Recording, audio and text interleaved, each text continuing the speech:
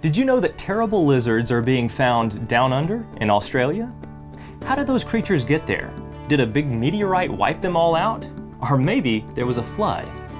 What is the fossil record really trying to tell us, and does it line up with what we read in our Bibles? We'll find out more on this episode of Wonders Without Number.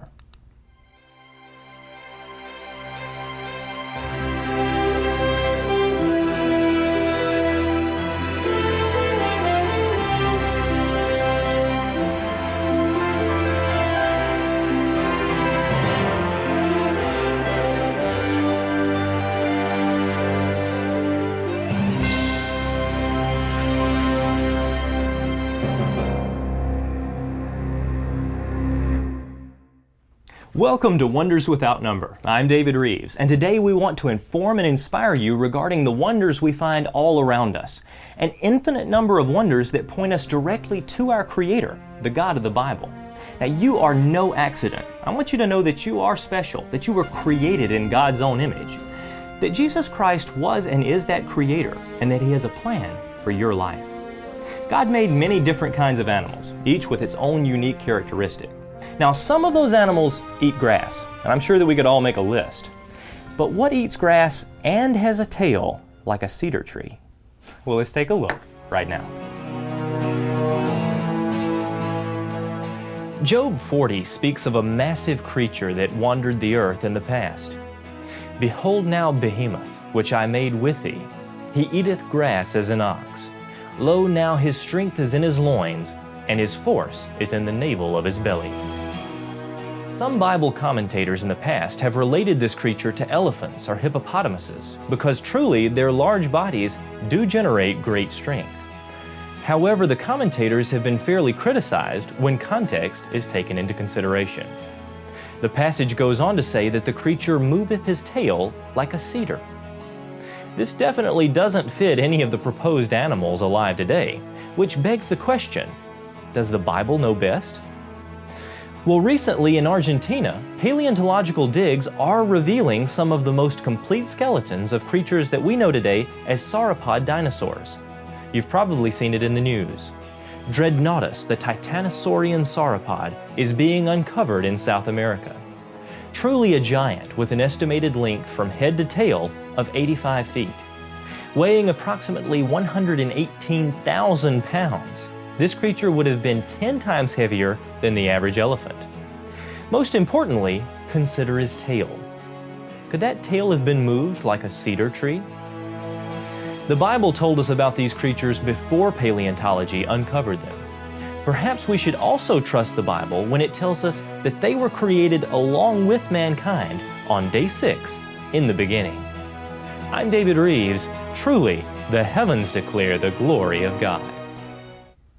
The term dinosaur is a fairly recent invention. It means terrible lizard. But we can learn of these massive animals right from the pages of our Bible. They've always been right there long before paleontologists tried to describe them. But what we want to talk about today is the fact that those terrible lizards are being found down under. The discovery of dinosaurs in Australia provides evidence of a global flood in Noah's day, and we have with us the creation guy, John Mackay, to tell us about it. Now, John studied geology at the University of Queensland, and over the last 30 years, he's been involved with field research all around the world. He's the international speaker, lecturing on subjects of origins, and he's no stranger to university campuses, where he's participated in many debates regarding the subject of creation and evolution. So join with me now as we meet my friend and very special guest from Down Under, John Mackay. Welcome to the program. G'day, mate, and good to be here. Yes, sir. Okay, so what part of Australia? I'm from the East Coast, and most people over here have heard of Sydney because of the Olympic Games and trade. Well, I'm about 600 miles north of Sydney. Okay. Well, that gives you a ballpark idea. It does give us a ballpark. So it's beautifully warm all year, never too hot, never too cold, and it's just luxuriously green in most of the time. Well, that's nice. That's nice. Okay, so tell me just a little bit about your research. What got you involved in this research and how it's progressed from there?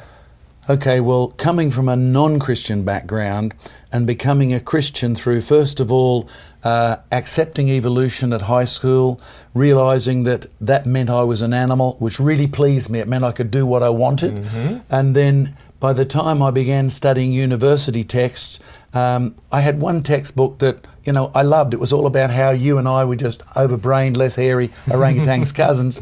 And then the author threw in a chapter on why there is no God. And personally, I was insulted because what was religion doing in my textbook? Right. And as he tried to prove his case, it became very evident he was trying to use an absolute negative, which you can't prove. Okay. And I thought, this guy's a moron. Yeah. I mean, I didn't want to be impolite, but the reality was he was doing something that can't be done. Mm-hmm. And then he argued that the Bible was just a book of myths and legends. And now that I'm a Christian and can look back, I could say the Holy Spirit was fishing and I was being reeled in, but I didn't know words like that in those days. So I went and got a Bible to see what it said. And I'll be honest, as I read through that book, there was something attractive. I read chapter 1 and it was exactly the opposite of evolution. I could see that, but it was attractive. It was not just about the creation, it was about a person who created. And that book just drew me on until I got to John 14 and became a Christian and analysed the Bible and found Christians should go to church, Christians should get baptised, and that's sort of one side of it. Okay. Then doing university studies, needing to rearrange all my subjects so I could find out what's the actual evidence, not just the theories, Right. and then discovering evolution wasn't a very good suggestion at all. Now, I wasn't a creationist yet, but I knew evolution didn't work. Okay. That's sort of a bit of the background. Well, that's great. That's great. And you've been doing this research now for many, many years. Yes. And a lot of research on dinosaurs. Yes, love dinosaurs, particularly dig them up, and now I've got grandchildren. They love to come and look at grandpa's heads and bodies and all these sort of bones we've got from around the globe, and particularly in Australia. Well, almost everybody loves dinosaurs, especially as a young person. And there's just something appealing, but at the same time, if you've got an average children's book, it's showing dinosaurs and it's showing them as originating 65 million more years ago. This is sort of deceiving in a way because it's stating this as fact and it's drilling it in their heads at such an early age that when they read about some of these creatures in the Bible that certainly appears to be talking about what we might call as dinosaurs, or when they dig in the fossil record and they learn of these things, what's their opinion going to be? Is it going to be one of a biblical perspective, or is it going to be that, just like I read in my children's book, these things lived millions and millions of years ago? Well, I do a lot of work in schools, including some Christian schools, and I love deliberately to get the kids to face up to what they're thinking, because the teachers will say, oh, we teach them the Bible. And so my first question is, okay, kids, when did the dinosaurs live? 100 million years ago, right? And so what's in their heads is the pagan secular view, which means that they actually don't believe the Bible, they just think they do. That's and right. 20 years down the track, most of them won't be in church because they know that, hey, it's not true. That's a good point. Yeah. So it doesn't matter what you're being taught in the school system, even if it's a Christian school system, there's still pop culture is instilling these things into their brains. And so what's going to come across? So you're watching a compelling television show, several hours a day, and then you go to school and you may learn the opposite. You go to church and you may learn the opposite. But the prevailing thought may be that these things are millions of years ago. Yeah, that's why we love to do field trips, even here in Tennessee in the USA, so people can see it and say, I touched it myself. Well, that's great, and we appreciate you coming to Tennessee all the way from Australia. It's a pleasure to have you here. Now, let's just jump right in. I'm going to give you control of the presentation, and we'll take a look at what you brought. Great. You can see our website up there, creationresearchusa.org. That's our USA one. Okay. And we run a museum in Australia, Creation Museum, which is actually an outdoor fossil dig site.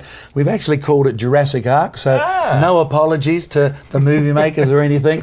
But it's right on the east coast of Australia, and we take little kids and big kids. We take families there, and they have a smashing good time digging up rocks and fossils. Wow. So that's one of the things we've done, because You know, we found this deposit many, many years ago. The geologists didn't know it was there, and they've been amazed at some of the fossils like this log. Now, you will see it says it's an Araucaria, which is a Latin term for southern conifer or southern pine tree. Now, what's interesting is I often get asked in America, how come Australia's got such unique things? And I love to remind them of this. These are the same fossils as you have in your Arizona State Forest. Wow. And they formed in exactly the same way.